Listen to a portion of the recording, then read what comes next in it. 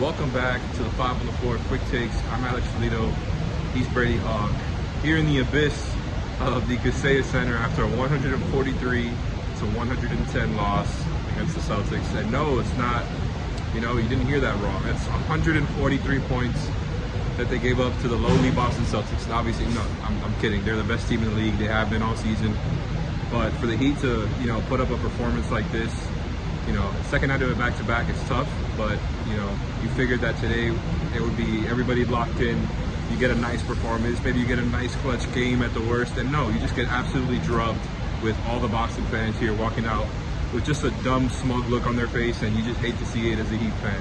And now that I'm done with the petty stuff, really the 143 is, to me, where all of this starts and kind of finishes. Like, their defense was putrid to start, and just all the way through the game. They got outscored by 13 in the first quarter, and then again outscored by 10 in the third quarter. And just I feel like those two stretches were kind of, I think, what kind of decided the game, right? You started off the game so poorly, having to come back, and both teams had a fantastic offensive rating at halftime. And I said to you, Brady, I don't like this blueprint for them. It reminds me of the Thunder game where they were really scoring really well and trying to keep up with the Thunder scoring, and then in the second half, the offense just kind of fell off because we know their offense is not that good.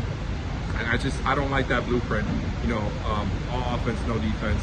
And it's really hard to talk about more than just that tonight. And, Terry Rozier, another kind of uneven night, trying to fit in 3 of 10. Again, you see some of the flashes of what he can do. You just want to see him involved more. But Brady, I'm going to go to you. What do you take away from this terrible game? I mean, we're going to do the same thing that the players and Coach Lord are going to talk about. It's just the defense. I mean, they haven't scored 100 in 4 of the last 5 games, I think. They did tonight. I mean, it happened in garbage time, but at least the offense was not their problem. They were able to kind of shoot a decent amount. Percentage, and the shots they were getting, I thought were fine. I thought Tyler was in a good flow. Jimmy was in and out. I thought a lot of Jay Rich had a decent stretch. Different role players played well. But the defense just was horrible, as you mentioned. There were different things that you could mention. Was early on, the Porzingis pick and pops and everything, they started switching those. And now it's Porzingis with 17 first half points because he's just shooting over the top of these smaller switches. I thought rotations were off early. They started attacking Tyler and Terry Rozier at certain points on the perimeter, and that got them in the flow. And then they bring in Thomas Bryant, who had a good offensive stretch to start. But then he's getting picked apart in the pick and roll for 8, 10 straight points from Cornet lobs, and it's just one thing after another in this defensive performance. So they definitely, Boston deserves a lot of credit because a lot of that was just tough shot making, and those guys are just so talented kind of hitting those tough shots. But it really wasn't as much of that for me as it was the Heat kind of causing it. I think it was kind of a cause and effect thing, and they kind of forced it out. Yeah, and honestly, I felt like, even though, like I said, the Heat had a nice offensive rating in the first half, I didn't feel like they were getting a lot of easy looks. They had a nice performance in the mid-range tonight, and I felt like they kept settling there.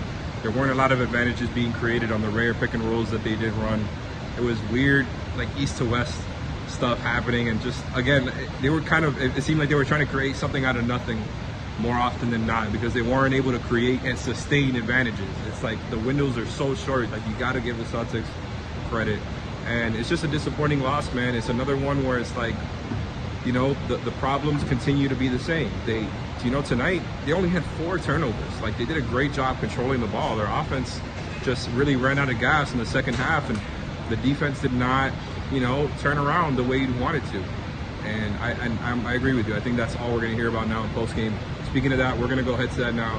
Thank you for tuning in. Thank you, Brady, and check out the new episode of 5 on the Floor coming soon.